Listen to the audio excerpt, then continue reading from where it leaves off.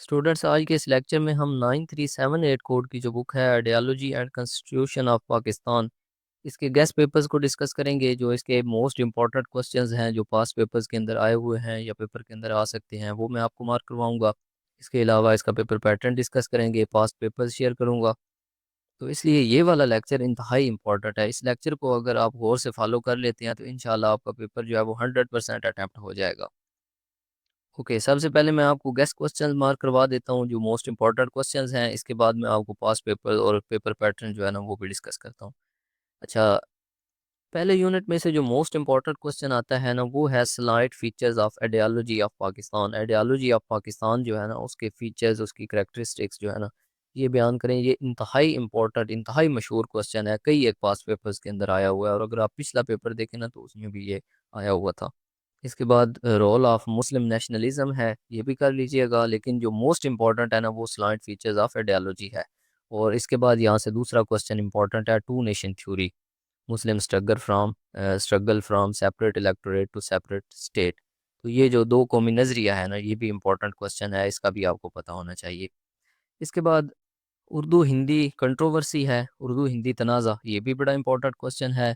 Shimla delegation है, शिमला मुआहदा, शिमला वफद या शिमला मुआहदा जो भी आप कह लें वो आपको कंसेप्ट होना चाहिए। इसके बाद लाहौर रेजोल्यूशन जो है, करारदाद लाहौर, ये आपको आनी चाहिए, ये भी इम्पोर्टेंट है। इसके बाद है Muslims response in the sphere of education to British colonialism. Aligarh तहरीक जो है ना इसके बारे में आपको पता होना चाहिए। अलीगढ़ में क्या सर सैयद अहमद खान की क्या खिदमत थी और अलीगढ़ तहरीक क्या थी, किस तरह उसने खिदमत सर अंजाम दी, ये वाला क्वेश्चन भी इम्पोर्टेंट है। इसके अलावा यहाँ पे इस यूनिट में से एक क्वेश्चन आता है, ये मुख्तलिफ ना मुस्लिम अदारे हैं, इंस्टीट्यूशंस हैं, तहरीकें थीं, जैसे दारुल उलूम देवबंद थी, इसी तरह नदवतुल उलमा, जामिया मिलिया इस्लामिया। तो इनमें से कोई भी आ सकता है, तो इसलिए ये वाली आपने करनी है, दारुल उलूम देवबंद, नदवतुल उलमा और जामिया मिलिया इस्लामिया, ये ज़्यादा इंपॉर्टेंट है। इसके अलावा और भी दो तीन हैं, उनको भी देख लीजिएगा, लेकिन ये मोस्ट इंपॉर्टेंट है कि इनका प्रमोशन ऑफ इस्लाम में, रिवाइवल में और एजुकेशनल डेवलपमेंट में, मुस्लिम्स की एजुकेशनल डेवलपमेंट में इनकी क्या सर्विसेज थी, क्या रोल था, यानी इन्होंने क्या किरदार अदा किया। अच्छा, इसके बाद ये एक और बहुत ही मोस्ट इंपॉर्टेंट क्वेश्चन है, Jinnah's political career from ambassador of Hindu Muslim unity to champion separate state of the Muslim of India. यानी जो कायद आज़म मोहम्मद अली जिन्ना थे ना वो पहले हिंदू मुस्लिम यूनिटी पर काम करते थे, यानी हिंदू मुस्लिम इत्तेहाद जो है ना वो कहते थे कि इनको मिलजुल कर रहना चाहिए। इसके बाद उन्होंने कांग्रेस भी ज्वाइन की हुई थी, फिर मुस्लिम लीग बन गई, फिर कुछ अरसा वो कांग्रेस में ही रहे, मुस्लिम लीग में शमूलियत इख्तियार नहीं की, फिर वो मुस्लिम लीग में आए, मुस्लिम लीग में फिर साथ कांग्रेस में भी उन्होंने अपनी मेंबरशिप रखी। उसके बाद जाकर हिंदुओं के रवैये को देखकर और वो सारी चीज़ें जो भी हालात वाक़यात पेश आए, उसके बाद उनको ये रियलाइज़ हुआ कि हिंदू और मुसलमान एक अलग अलग कौम हैं, दो अलग कौमें हैं, वो आपस में मिलजुल कर नहीं रह सकते। फिर उन्होंने कांग्रेस को छोड़ दिया और मुस्लिम लीग में काम किया और मुसलमानों के लिए एक अलहदा वतन का मुतालबा किया, और उनकी कोशिशों के नतीजे में फिर जो है ना वो तकसीम हुई, पार्टीशन हो गई। तो ये जो जिन्ना का रोल था ना, सफ़र था हिंदू मुस्लिम यूनिटी से लेकर एक सेपरेट मुस्लिम स्टेट हासिल करने तक, इसको आप डिस्कस करें, एक्सप्लेन करें, ये बड़ा इंपॉर्टेंट क्वेश्चन है। इसके बाद टू नेशन थ्योरी, ये ऑलरेडी ऊपर भी डिस्कस हो चुका है।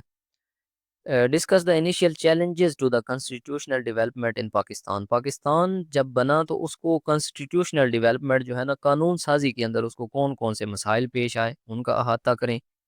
इसके बाद ये इंटरिम रिपोर्ट है, इसको रहने ही दें, ये इतना ख़ास इंपॉर्टेंट नहीं है, ये वाला रहने दें। ये जो आइन है ना 1973 का, ये बहुत इंपॉर्टेंट है, कॉन्स्टिट्यूशन ऑफ पाकिस्तान 1973, 1973 का आइन इंतहाई अहम है, एक क्वेश्चन लाजमी आता है, ये आपको पता होना चाहिए। इसके जो फीचर्स वगैरह हैं वो सारी चीज़ें, कंप्लीट कंसेप्ट जो है ना इसका, वो आप समझ कर जाएं। दूसरे आइन भी इंपॉर्टेंट है, एक 1956 का है आपको पता है और 1962 का है। ये वाले आइन जो हैं ये भी इंपॉर्टेंट है, इनमें से भी क्वेश्चन आ सकता है, लेकिन 73 वाला ज़्यादा इंपॉर्टेंट है। ये वाला जो क्वेश्चन है ना, slide features of constitution of Pakistan 1973, बहुत मशहूर क्वेश्चन है। इसके बाद कॉन्स्टिट्यूशनल अमेंडमेंट्स हैं, जो तरमीम होती हैं कानून के अंदर, कानूनी तरमीम में, ये वाली भी इम्पोर्टेंट है। इसके अलावा ये वाला जो क्वेश्चन है, 18th constitutional amendment and its political implications in Pakistan, ये वाला क्वेश्चन भी पास पेपर्स के अंदर आया हुआ है। और ये जो हिस्ट्री ऑफ कॉन्स्टिट्यूशनल डेवलपमेंट है ना, ये वही क्वेश्चन है, मतलब वही 1956, 1962 और 1973 वाले जो कॉन्स्टिट्यूशन है ना, वो आपको आने चाहिए।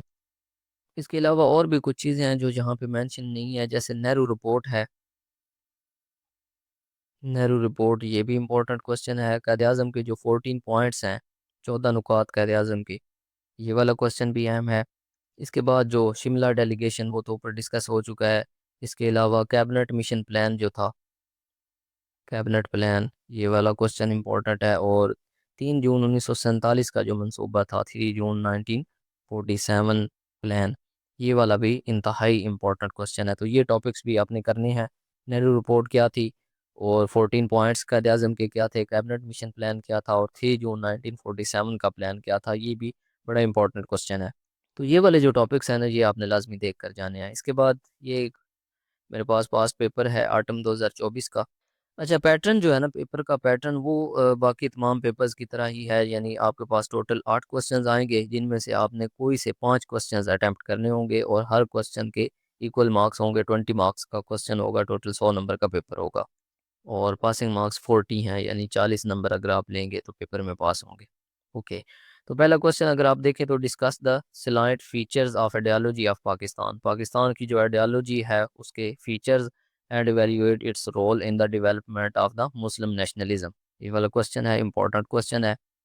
इसके बाद है, what was the Muslims response in the sphere of education to the British colonialism, highlight the services of Aligarh in education. Aligarh तहरीक के जो खिदमात थी, सर्विसेज थी वो, और जो बरतानवी कॉलोनियलिज्म सिस्टम था ना एजुकेशन में, उसके से उस सिलसिले में मुसलमानों का जवाब क्या था, ये वाला क्वेश्चन है। इसके बाद, एनालाइज द जिन्नाज पॉलिटिकल कैरियर। ये मैंने आपको बताया है कि कायद आज़म मोहम्मद अली जिन्ना का जो कैरियर है, हिंदू मुस्लिम यूनिटी से लेकर एक सेपरेट मुस्लिम स्टेट हासिल करने तक का, इसको डिस्कस करेंगे।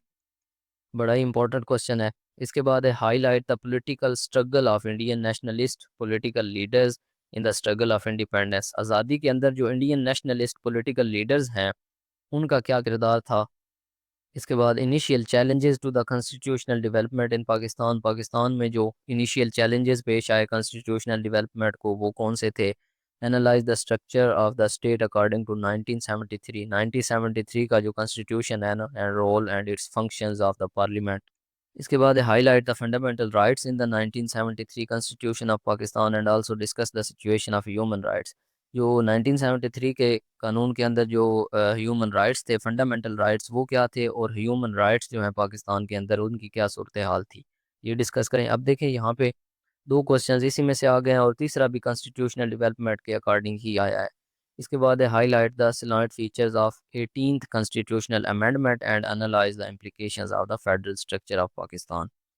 ओके जी, उम्मीद करता हूँ इस पेपर से रिलेटेड आपके जितने भी डाउट्स थे वो क्लियर हो चुके होंगे। मज़ीद अगर किसी किस्म की कोई कन्फ्यूजन हो, कोई भी डाउट हो, या आपको इस बुक के तमाम वीडियो लेक्चर्स चाहिए हों, तो आप हमसे व्हाट्सएप पर कांटेक्ट कर सकते हैं। व्हाट्सएप नंबर आपको इस वीडियो के डिस्क्रिप्शन के अंदर मिल जाएगा।